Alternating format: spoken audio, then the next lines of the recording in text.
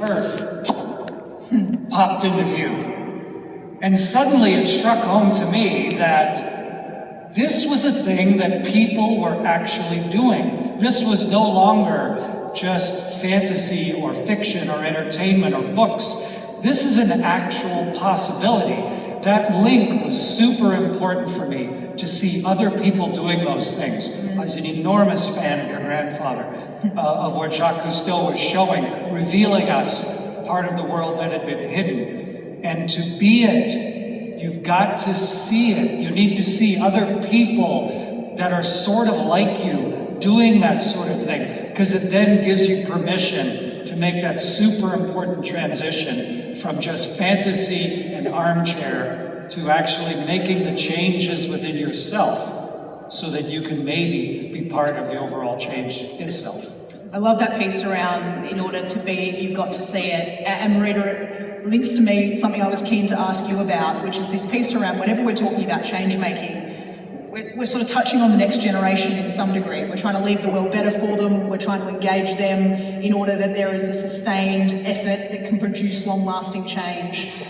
Role modelling was something Chris touched on there, and it's something you embody so beautifully in the work that you're doing. But I think a real topic of interest for the Lions in the room is how do we get more Leos? How do we get more of that next generation coming in? Is there anything else that you'd say that you've learned around what it takes, not just to engage them, but to motivate them to get involved and contribute? I really encourage people to follow their passion, and I think one way to do that is to tell them to fall in love with the unglamorous work that it takes to achieve these amazing goals. And so, I think it's really easy to look at the really fancy photo or the people smiling and think, yes, that's what I want to do, that's the goal. But that is not every day. From all your volunteering efforts, I'm sure you have so many of those photos, that is not every day. Every day is just showing up every day, doing the work consistently, putting in the hours, not getting any recognition, not having people pat you on the back, not people telling you, people not even telling you that you're doing a good job, people ridiculing you, people telling you that you're crazy. And so, when I think back, I worked on my organization for 3.5 years, and in that third year, I was invited to speak at one organization, one mechanical engineering society. They said, we want to hear about what you're doing, come and give a talk. So I did that. And then 6 months after that, I was named the Young Australian of the Year, and I got this award by the Prime Minister of Australia. And after that happened, I got 400 invites to give a speech, and everyone wanted to know about me and what I was doing. But, and that was great, I got to share my story. But I loved those 3.5 years of obscurity, of me just in my room, just doing the work that needs to be done, just fighting the fight, even though other people didn't believe in what I was doing. And so I think that we should tell young people to love the unglamorous work that you'll be doing 99.9% of the time, that will lead to the result. But that result is only a very small fraction of that whole journey. And you can't just live for that high. You need to love the everyday, because that is life. I love that challenge to get people to fall in love with the unglamorous work. I'm watching everyone on the panel nod, Marita, as you're saying that.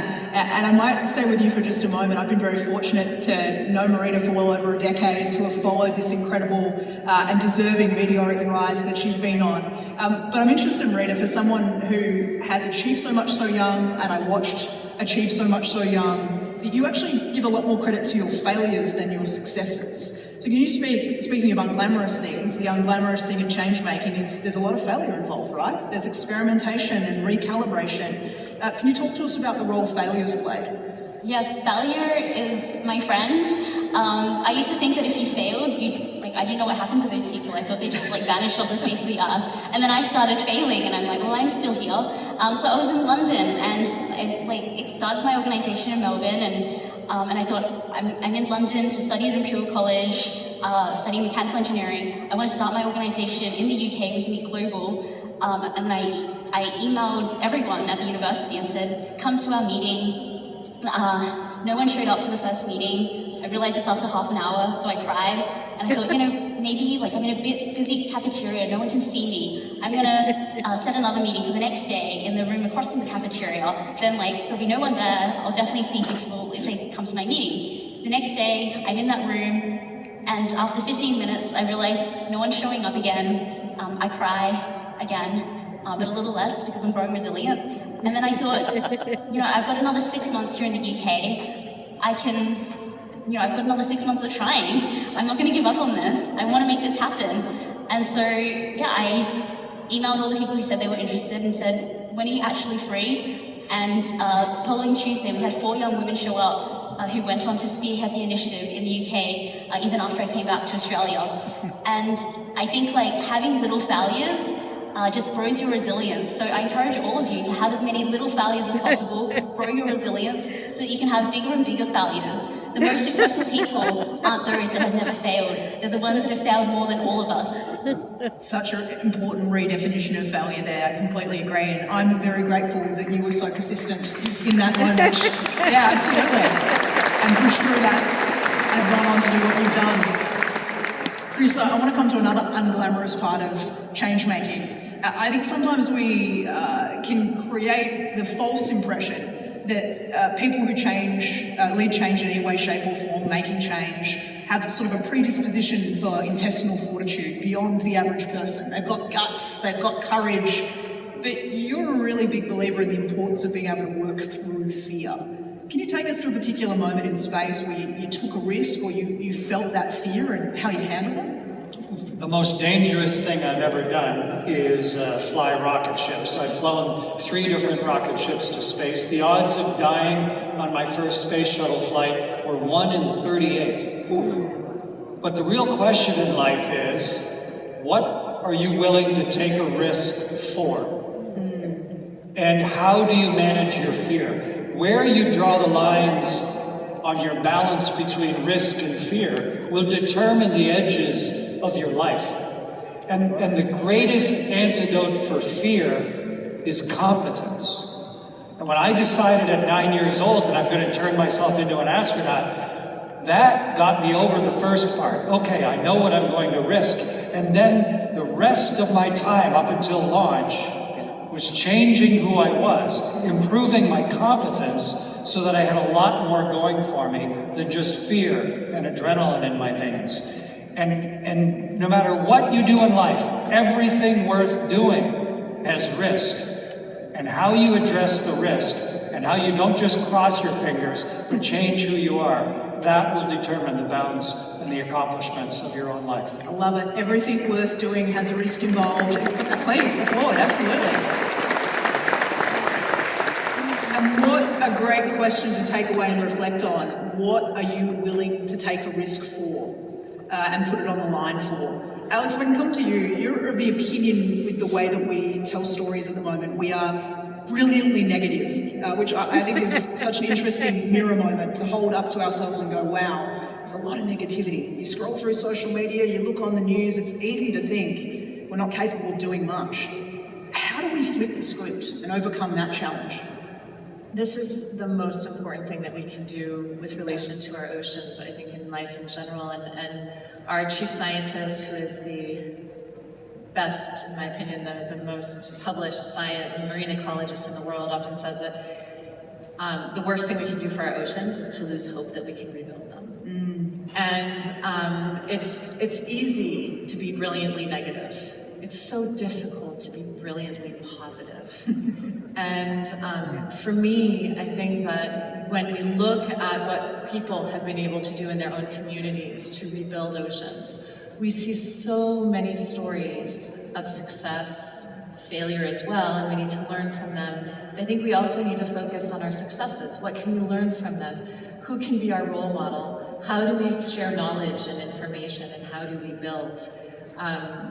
When you look at the news stories, it's so negative, right? If it leads, it leads. And so everything that we read about climate, about the oceans, about the ice caps is negative. It's scary, and it seeps in and makes us feel hopeless.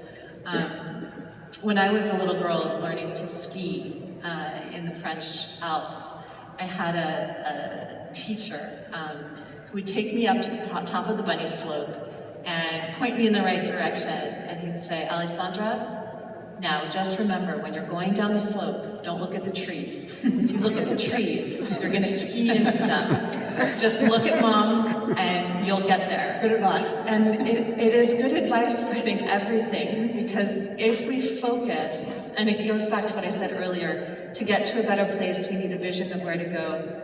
Or we keep reacting our way to the future, or worse, we ski into the trees. And so for me, when we look at all of the negativity online and in social media and in journalism, for me that's taking us into the trees. And we end up debating where the trees are, how big the trees are, how long it's going to take to hit them, rather than sharing a vision of where we want to go and deciding how we're going to get there together. And if we're able to plot our way into a common vision of a better place, it's going to be a lot easier to get there. I love it. We need to, please.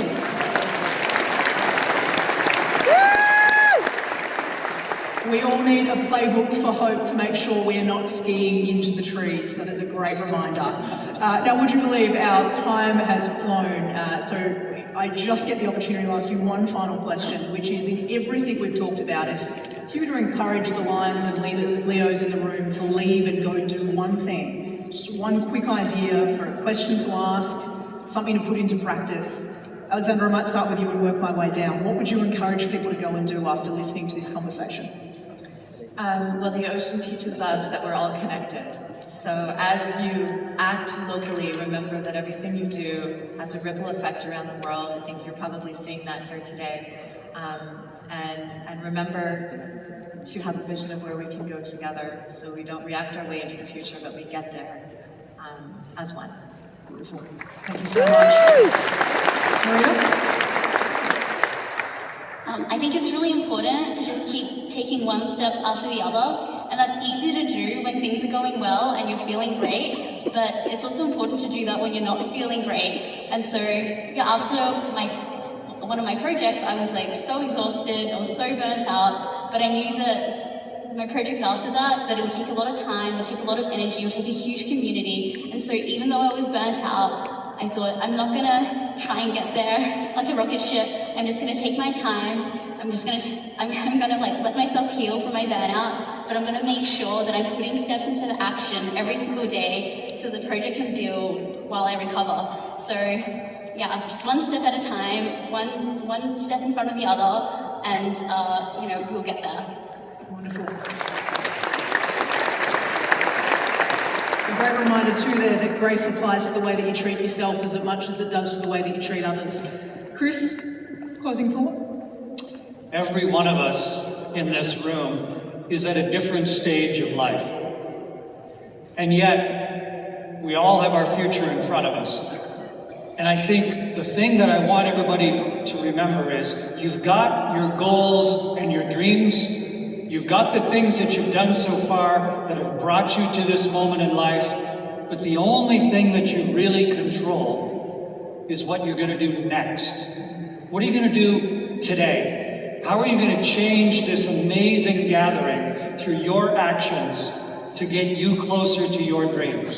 And your life is not what you set out to do. It is the strung together threads of each of the small decisions of what you chose to do next. So be super deliberate in that, because that will determine how much success and fun you have in Melbourne, but also all the things that you have a chance to still do in all the remaining stages of your life. Wonderful. 3 incredibly inspiring but also pragmatic closing notes to finish on. Can you join me in giving a huge Lions thank you to our phenomenal panel?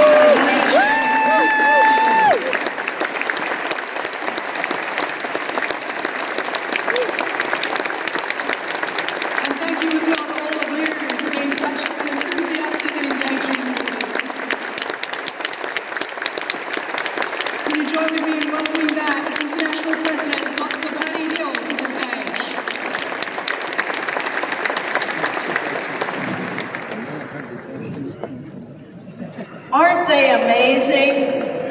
Are you inspired? Have you thought about Yes! And have you thought about how we need to be kind to ourselves and each other on the journeys that we take to achieve our goals? I'm sure that every one of us will go home enriched as we reflect upon the wisdom and the perspectives that you've shared with us today. Thank you so very much. And as a token of appreciation, we have for you a unique Lions International gift. Each year our association sponsors a peace contest, and hundreds of thousands of children around the world depict their vision of peace. And we'd like to present you with this year's Peace Poster plaques. Thank you so much, Holly, for being here with us. You did an amazing job. Thank you so much, Chris, for your vision. Thank you. Marita, thank you for your words of wisdom as well. And Alexandra, thank you so much for sharing your perspectives and the opportunities before us. We'll all know not to look at the distractions. I won't say don't look at the trees, we're about the environment, but don't look at the distractions as we keep taking one step at a time to achieve our goals. Thank you so very much.